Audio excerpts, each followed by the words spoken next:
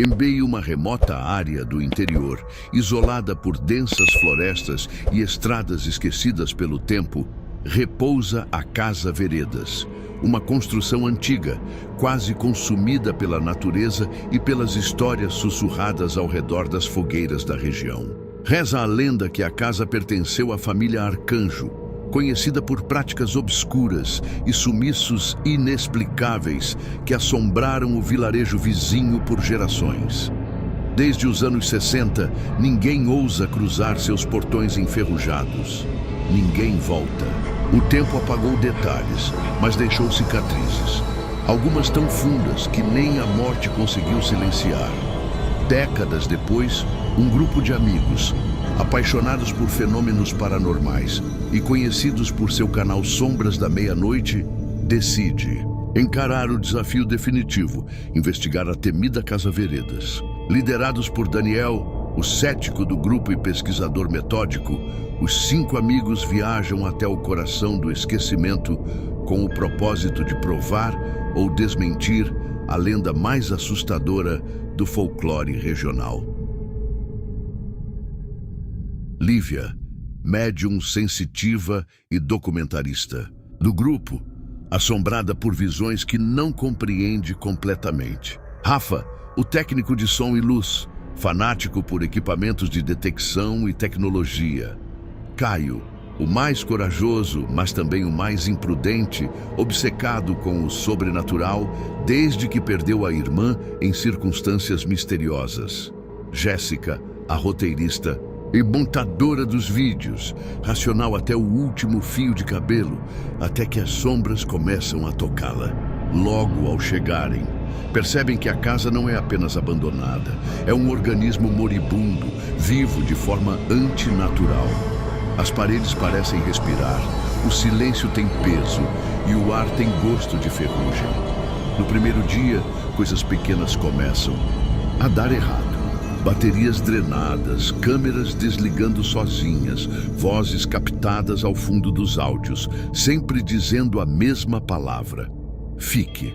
Na primeira noite, Lívia é acometida por um pesadelo tão vívido que acorda com arranhões no corpo. Sonha com uma mulher de cabelos desgrenhados arrastando-se pelas escadas, os olhos costurados com linha preta e os lábios murmurando cânticos em uma língua que nenhum deles conhece. Enquanto exploram o porão, Caio encontra uma coleção de fitas VHS antigas, com datas dos anos 80 e 90, todas rotuladas com nomes diferentes, nomes de pessoas desaparecidas da região.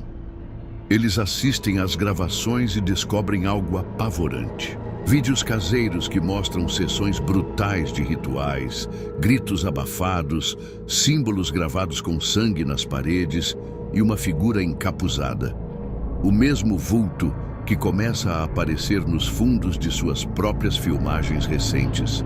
Rafa detecta frequências de som que não podem ser ouvidas pelo ouvido humano, mas que, quando convertidas para faixa audível, revelam gemidos, súplicas e vozes infantis chamando por ajuda. Jéssica, anticética, começa a ter lapsos de tempo, momentos em que perde a consciência e acorda em lugares diferentes da casa, com as mãos sujas de terra e fragmentos de ossos nos bolsos.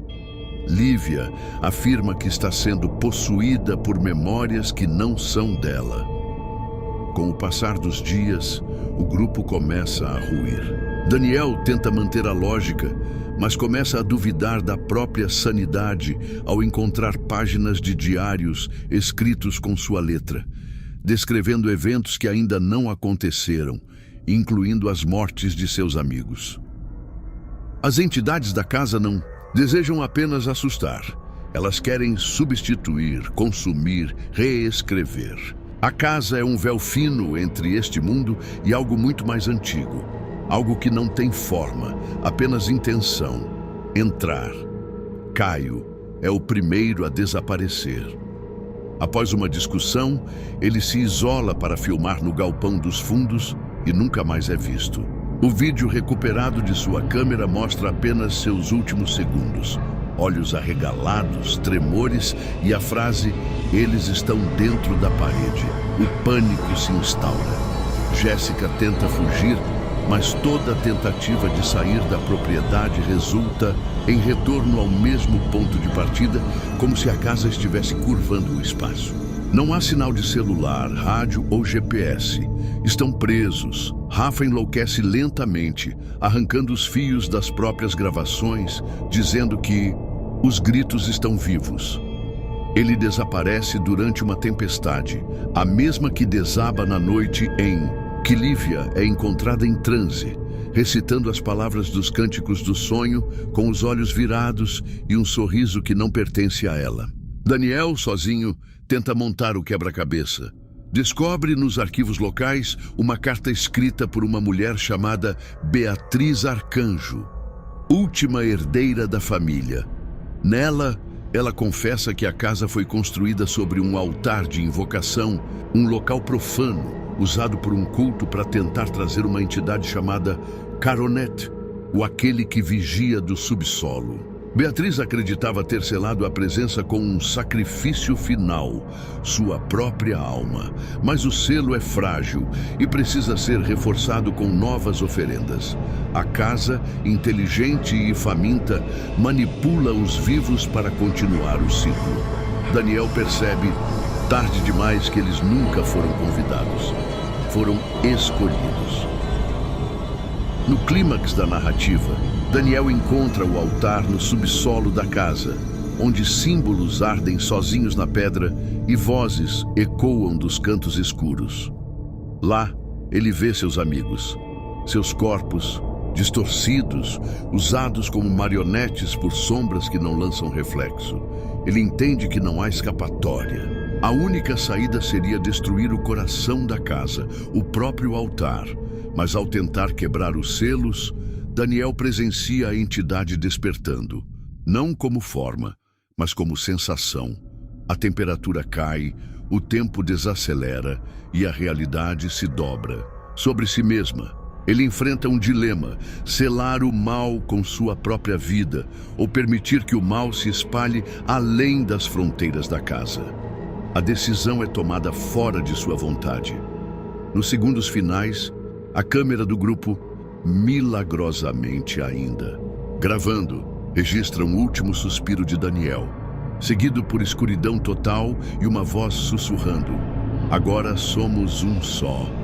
Semanas depois, um novo grupo de exploradores encontra a casa. Ela está exatamente como foi deixada, vazia, intacta e absolutamente silenciosa. Apenas uma câmera no chão, com uma única gravação intacta, marcada com sangue seco e uma inscrição na tela inicial: "A última vigília".